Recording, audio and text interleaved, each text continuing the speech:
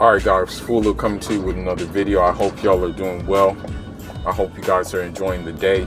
Right now in LA it's pretty sunny, but it has a little bit of a hint of wind right now, so take the good with the bad, take the bitter with the sweet. So I know today is Valentine's Day. I'm not about to even do a video about that.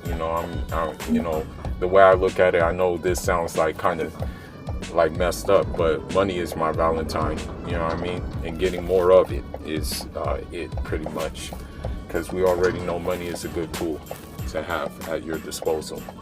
But anyhow, I kind of want to talk about some boxing right now, and this boxing message may offend a lot of people. In the lightweight division, you have a lot of good things going on in the lightweight division as far as talent. There's even some talent in the lightweight division in which is not really known of, you know what I mean, so to say. It's not really, you have talent in the lightweight division which, people don't even know right now. But the talent that is on the mainstream, the talent that you see on ESPN, unfortunately, are cappers, big time cappers. And I'm just going to go down the list, and I'm just going to explain why I have this stance, And of course, people may say, oh, you're being racial, you're being racially biased, and you're singling out these fighters.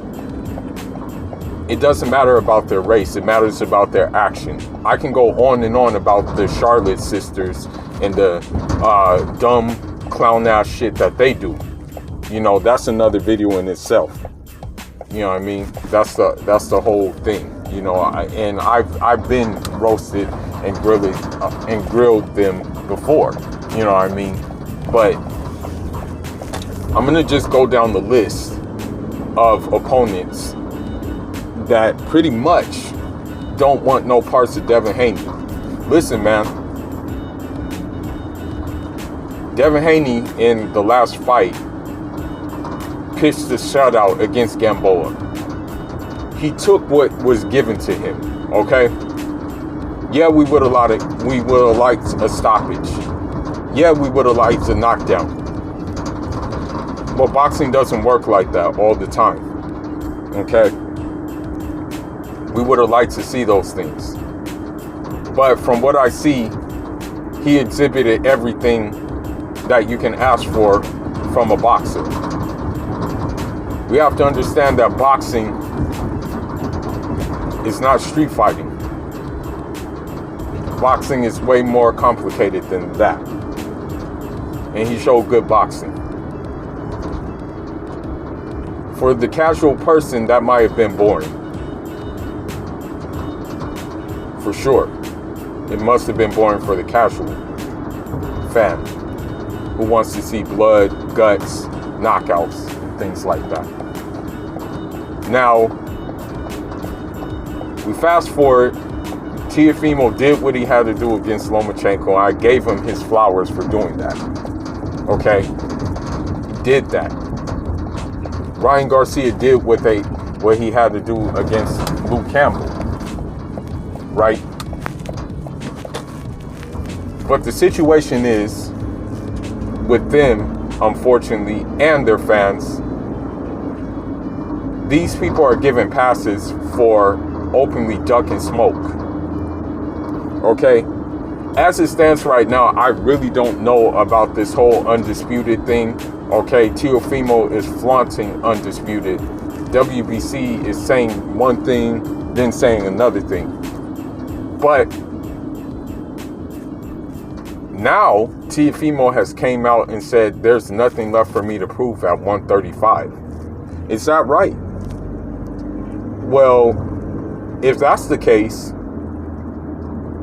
if there's nothing for you to prove at 135, why don't you just vacate those belts and just move up to 140 instead of holding on to them, instead of capping about wanting that Devin Haney is your next KO, instead of capping that you want to fight Devin Haney, I don't like that dude, instead of capping and turning down $4 million to fight Devin Haney, only to fight IBF that was not enforced by the IBF.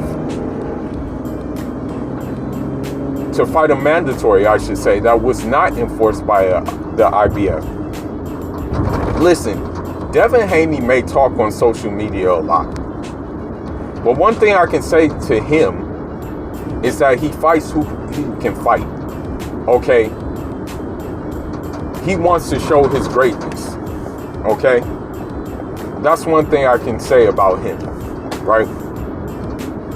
Now, I can't say the same thing about Ryan Garcia or Teofimo Lopez. Granted, Ryan Garcia doesn't have a belt. There is a history with him and Devin Haney. They fought in the amateurs. I believe that, they kind of were even in terms of victories against one another in the amateurs. Right? So, there's a storyline there. So I don't see why this fight shouldn't happen. I don't see why this fight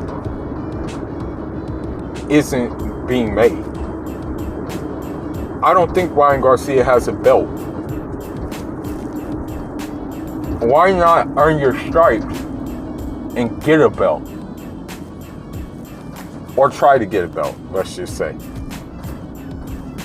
And then you have, unfortunately, lackeys like Bernard Hopkins who don't want this fight to happen and who will talk the biggest game about this fight.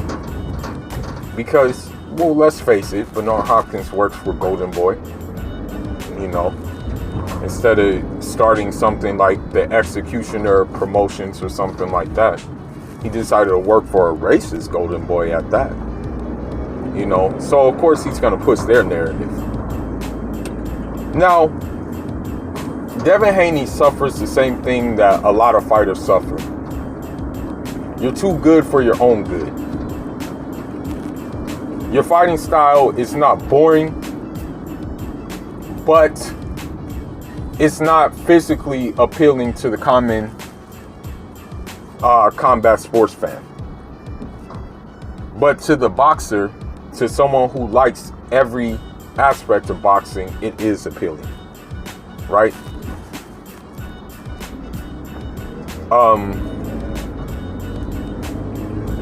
When we look at, for example, we look at Ryan Garcia saying that he's going to knock out Tank, he's going to do this to Tank and stuff like that. But now he's trying to either fight Manny Pacquiao or Javier Fortuna. Then we gotta look at it as another capper, who has the same thing going on as Teofimo Lopez.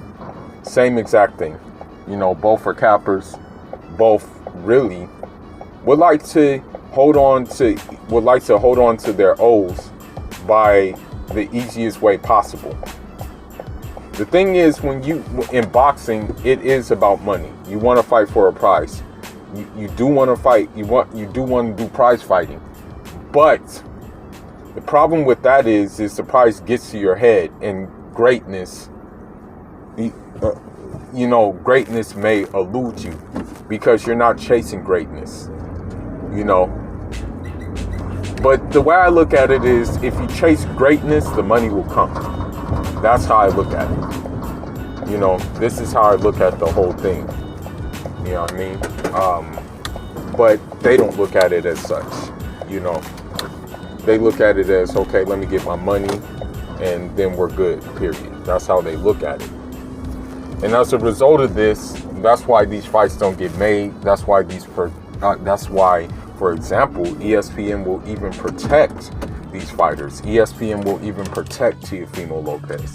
ESPN will even say you don't need to fight Devin Haney, for the simple fact that, they know that Devin Haney is a fighter who, possesses a lot of attributes that would pretty much present a lot of difficulties for Teofimo Lopez.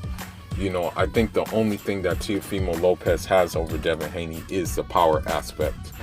Now Teofimo Lopez's father, I'm gonna say I'm not too fond of either. And this is due to the simple fact that he even said he's lucky that Devin Haney is mentioned in the same breath as Teofimo. And I don't really follow that, and I don't even rock with that. You know, so now you have a situation in which Ryan Garcia is now trying to fight someone that Devin Haney was trying to fight. Devin Haney was trying to fight Javier Fortuna. He's a mandatory challenger for the WBC belt. But unfortunately, Ryan Garcia, it looks like he's taking that fight from Devin Haney. So as a result of this, Devin Haney will probably end up fighting Jorge Linares, which is a good scrap for him, due to the simple fact that Jorge Linares is battle tested. You know, Jorge Linares has speed. You know what I mean? Jorge Linares, I think, may even be the taller fighter than Devin Haney. So it will be a good litmus test for Devin Haney. You know what I mean? I mean, the reason why the reason why I can't fault Devin Haney for fighting Jorge Linares is the simple fact he's fighting anybody he can get at this time. The reason why I faulted Lomachenko for fighting Jorge Linares is because there were other fights out there for him to take, but he decided not to take those fights at the time. And so when it all comes down to it, Devin Haney, this is a good fight for him. I won't be mad at the fight. Perhaps we will see some more like aggression and some more power with Devin Haney. I believe that his man strength is going to come. We have to remember he scored a devastating knockout against Antonio Moran, and he has about a 50% knockout ratio. So people may say he's pillow-fisted, but I think he just caters to what is available to him. You know what I mean? But as for Ryan Garcia and Teofimo Lopez, you know, it is what it is with them. I'm going to look at their actions more than anything they say, you know, and that's just the bottom line. But as it stands right now, Devin Haney is still my favorite 135 pounder, and I think he's the most talented out of the 135 pounders, and I think that he suffers from the same things in which other fighters before him suffered. You know what I mean? I think it's just, for them, they look at it as high risk, low reward, boring fighter syndrome, when really that means you're just very good. You know, usually when a fighter is called boring, it usually means they are just very skillful, and they have things that maybe not necessarily may be the most exciting thing. You know, because people like one punch knockouts, like with the heavyweight who did it last night. I think his name was like Jared Miller, I believe his name is. So yeah, people like that, right? But it is what it is. I'm still riding with Haney because I just believe he has the goods, you know. And I believe that these fighters know he has the goods, but because of the narratives being pushed, they are scared to death of this guy and what can happen in that fight. Because you have to understand something. I'm not going to break down these fights, but you know, I believe that Devin Haney would beat Ryan Garcia and Teofimo to the punch every time. You know, that's what I believe.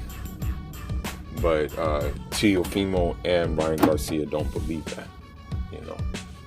Or Teofimo and Ryan Garcia probably also believe that. That's what I meant to say. But until then, you know, I'm going to just wait until what happens in the lightweight division. See how it plays out. You know what I mean? As it stands, I'm not going to do no videos on Deontay Wilder, Mark Breland. There's really no point in that. You know, Deontay Wilder is just showing his hand.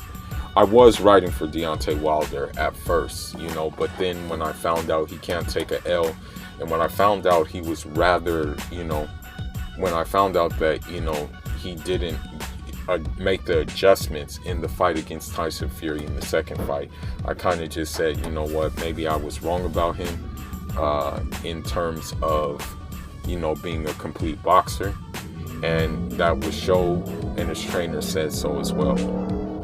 But anyhow, man, leave your thoughts, leave your comments about this situation. You know, I'm going to support skillful fighters. You know, it's skill above power for me. It's skill above, you know, eating shots to give a shot. That's how I look at it, you know. But anyhow, Fuller signing out. Njado.